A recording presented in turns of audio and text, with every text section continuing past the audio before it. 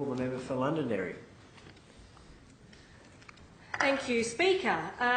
This afternoon I rise to speak to make a contribution on the Health Services Amendment Paramedics Bill 2015, and I'm indeed very pleased, in fact, that the opposition is supporting this legislation, as it is very important for us to recognise the crucial role that paramedics play in the New South Wales health system. And we've heard, in fact, some very compelling stories and contributions from members so far on even the role that paramedics have played in their own personal and family lives, and that's of course very important to recognise. As the Deputy Leader of the Opposition said quite rightly, they are literally saving lives every day. Literally that is their job, and we simply cannot thank them enough for what they do for families every day. This bill rightly makes it an offence for a person to use the title paramedic if they do not hold the required qualifications, and this is so important because currently there's no restriction on the use of the title paramedic in the health system. This legislation will therefore make the distinction between trained, qualified paramedics who have undergone the requisite study and training and those who are providing other types of care. This bill is very important in recognising paramedics, as there is currently no restriction on the use of this important title. And as we have heard, this will make it an offence for a person to use the title if they do not hold the required qualifications. However, while the government is of course addressing these issues, which we applaud and support, they are in fact turning a blind eye to some of the major issues in the New South Wales health system, and one of them is the crippling bed block in hospitals across New South Wales, putting more and more strain on a health system that is at times stretched to ultimate breaking point. The longer the government takes to recognise that there's a bed block crisis in New South Wales hospitals just means more pressure on our paramedics, and this is simply not fair.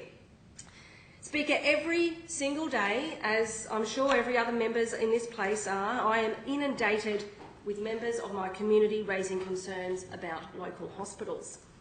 In fact, in my recent community survey sent to my electorate, local hospitals came back overwhelmingly as a majority as the most important issue to families in the communities that I represent in this place.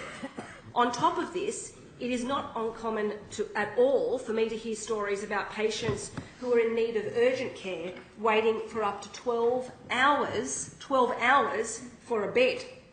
It is not uncommon for me to hear about people who are in chronic pain waiting for hours and hours for a bed. And as everyone has heard, women giving birth to babies in car parks. And Speaker, it is not uncommon for me to hear about paramedics waiting with patients in ambulances outside emergency rooms for hours and hours waiting to discharge patients. So when you have a situation where paramedics are queuing outside major hospital emergency rooms waiting to drop off a patient that is in need of urgent care, this means that it's simple maths. There are less paramedics on the road, and so the cycle continues. When we have less paramedics on the road, we have tragic situations where people are dying because of growing ambulance response times across the state. Speaker, this is on top of a health system where we are seeing patients facing unacceptably long waits in states' hospital emergency departments. And it is a huge problem in the region of Sydney that I represent in Western Sydney. In fact, the ABS has revealed that patients in Western Sydney still face the longest waits in the state's hospital emergency departments. Nepean Hospital, just outside my electorate that serves my community, is one of the most overworked emergency departments in the state of New South Wales, with 4 in 10 people waiting more than the national benchmark of 4 hours for treatment. Unacceptable. On top of this, we know that Ambulance New South Wales has actually sent work instructions to paramedics in the state, directing emergency staff to babysit patients in hospital waiting rooms. In the booming region of Western Sydney, we urgently need to make sure our hospitals are adequately resourced to meet the demand of population increases. In a region that is in the midst of a baby boom, some of the fastest selling new release areas in the state, people deserve to know that they are not going to be left behind by the health system. people in this state need confidence. They need confidence that when they have a sick child or when an emergency happens, God forbid, they are not going to be left behind. The hard-working staff in our hospitals, like Nepean Hospital, are chronically under-resourced and forced to do more with less and less, on top of more than that $3 billion in state cuts and nationally $60 billion from health and hospitals.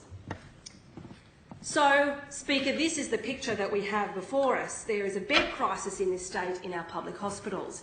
There is a crisis where paramedics are waiting outside hospitals, waiting to discharge patients. There is a crisis where people who need emergency help do not get it because of increasing ambulance response times. Whilst this bill rightly acknowledges the important work that paramedics do, as we must, it is not addressing the fundamental flaws within the health system and the pressures that these paramedics, who we claim to be supporting, are facing each and every day.